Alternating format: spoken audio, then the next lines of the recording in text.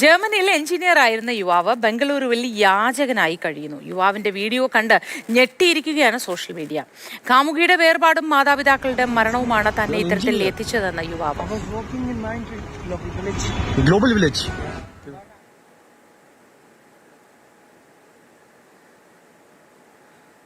അഷ്ടമി വിവരങ്ങളുമായി തത്സമയം ചേർന്നു. അഷ്ടമി, സാധാരണ നമ്മൾ കൗതുകകരമായ വ്യത്യസ്തമായ വാർത്തകളാണ് ഇത്തരത്തിൽ നൽകാറുള്ളത്. പക്ഷേ ഈ തത്സമയം റിപ്പോർട്ടിൽ തുടക്കം തന്നെ സങ്കടകരമായ ഒരു കാര്യമാണിതെന്ന് എനിക്ക് തോന്നുന്നു. ഇതിൽ കൗതുകത്തേക്കാൾ അപ്പുറം മനോവേദന ഉണ്ടാക്കുന്നതാണല്ലേ. ഈ ചെറുപ്പക്കാരൻ എന്തുകൊണ്ടാണ് ഇങ്ങനെ ആയിപ്പോയത്? ഈ അവസ്ഥയിൽ നിന്നും രക്ഷിക്കാനുള്ള എന്തെങ്കിലും ശ്രമങ്ങൾ ആരുടെയെങ്കിലും ഭാഗത്തു നിന്നുണ്ടാവുന്നുണ്ടോ? മോത്തി, തീർച്ചയായിട്ടും സങ്കടകരമായ ഒരു അവസ്ഥ തന്നെയാണ് നമ്മൾ തത്സമയത്തിൽ ഇന്ന് ആദ്യം കാണിക്കേണ്ടി വന്നത്. മോത്തി, നമ്മുടെ വേക്കപ്പ് കേരളയിൽ ആദ്യം പറഞ്ഞതുപോലെ തന്നെ ഒരു സങ്കടവും എല്ലാ കാലത്തും നീണ്ടു നിൽക്കത്തില്ല. ആ ഒരു വാക്ക് ഈ യുവാവിൻ്റെ കാര്യത്തിലും സംഭവിക്കട്ടെ എന്ന് ഞാൻ ആഗ്രഹിക്കുകയാണ്.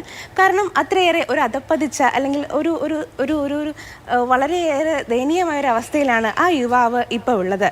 അദ്ദേഹം ജർമ്മനിയിലെ എഞ്ചിനീയർ ആയിരുന്നു. അതാണ് അദ്ദേഹത്തിൻ്റെ ഫ്ലാഷ് ബാക്ക്. ഇതൊരു ബാംഗ്ലൂരുവിലെ ഒരു ഇൻഫ്ലുവൻസർ അദ്ദേഹത്തിൻ്റെ ഇൻസ്റ്റഗ്രാം റീലിലൂടെ അദ്ദേഹം ഷെയർ ചെയ്തൊരു 3 ഭാഗമാണ്. അതിലൂടെയാണ് ഈ യുവാവിൻ്റെ കഥ നമ്മൾ സമൂഹ മാധ്യമങ്ങളിലെല്ലാം തന്നെ വൈറലായിരിക്കുന്നത്. അദ്ദേഹം ജർമ്മനിയിലെ എഞ്ചിനീയർ ആയിരുന്നു. അവിടെ വെച്ച് അദ്ദേഹത്തിൻ്റെ അച്ഛനും അമ്മയും മരണപ്പെട്ടു. അദ്ദേഹത്തിന് മെൻ്റലി വളരെയധികം ബുദ്ധിമുട്ടുണ്ടാക്കി. ഏതാണ്ട് ആ ഒരു സമയത്ത് തന്നെയാണ് അദ്ദേഹത്തിൻ്റെ പ്രണയിനി അദ്ദേഹത്തെ ഉപേക്ഷിച്ച് പോയത്. ഈ 2 സംഭവങ്ങളും കൂടി സംഭവിച്ചതോടെ അദ്ദേഹത്തിൻ്റെ മാനസിക നില വളരെയധികം ദയനീയമായ അവസ്ഥയിൽ എത്തപ്പെട്ടു. നമ്മളൊരു കംഫർട്ട് സോൺ നഷ്ടമായ ഒരു അവസ്ഥയിൽ അദ്ദേഹം എത്തി. അപ്പോൾ ഭൂരിഭാഗം ആളുകളും ചിന്തിക്കുന്നത് പോലെ തന്നെ അദ്ദേഹം ലഹരിക്ക് അടിമപ്പെട്ടു. മദ്യപാനം തന്നെയാണ് തൻ്റെ ഇപ്പോഴത്തെ ഒരു മാനസികാവസ്ഥയിൽ നിന്ന് എന്നെ രക്ഷപ്പെടുത്തുക എന്ന് അദ്ദേഹം പ്രതീക്ഷിച്ചു. അങ്ങനെ അദ്ദേഹം മദ്യത്തിന് അടിമപ്പെട്ടു. അതാണ് അദ്ദേഹത്തിൻ്റെ ജീവിതത്തിൽ അദ്ദേഹം എടുത്ത ഏറ്റവും ഒരു തെറ്റായ തീരുമാനം എന്ന് വേണമെങ്കിൽ നമുക്കിപ്പം പറയാം. കാരണം ആ ഒരു തീരുമാനത്തോടെ അദ്ദേഹം ഇപ്പോൾ എത്തി ബാംഗ്ലൂരുവിൽ യാചകനായി നിൽക്കുന്ന അവസ്ഥ വരെ എത്തി. അമിത മദ്യപാനമാണ് അദ്ദേഹത്തിന് ഈ ഒരു അവസ്ഥയിലെത്തിയത്.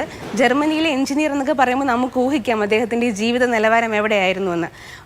അപ്പോൾ അതിൽ നിന്ന് അദ്ദേഹം ഇപ്പോൾ ഈ വീഡിയോയിൽ കാണുന്ന പോലെ തന്നെ മുഷിഞ്ഞ വസ്ത്രം, ചെരുപ്പില്ല. മറ്റൊന്ന്, ഈ 3 ഭാഗങ്ങളായി ചിത്രീകരിച്ച ഈ വീഡിയോ ചിത്രീകരിച്ച ഇൻഫ്ലുവൻസറുടെ ഭാഗത്ത് നിന്ന് ഇദ്ദേഹത്തിന് ഒരു നല്ല ജീവിതം ഉണ്ടാക്കി കൊടുക്കാൻ അല്ലെങ്കിൽ എന്തെങ്കിലും ഒരു മെച്ചപ്പെട്ട സ്ഥലത്തേക്ക് ഒരു കെയർ സെന്ററിലോ മറ്റോ മാറ്റുന്ന തരത്തിലേക്ക് എന്തെങ്കിലും ഒരു ശ്രമം ഉണ്ടായോ?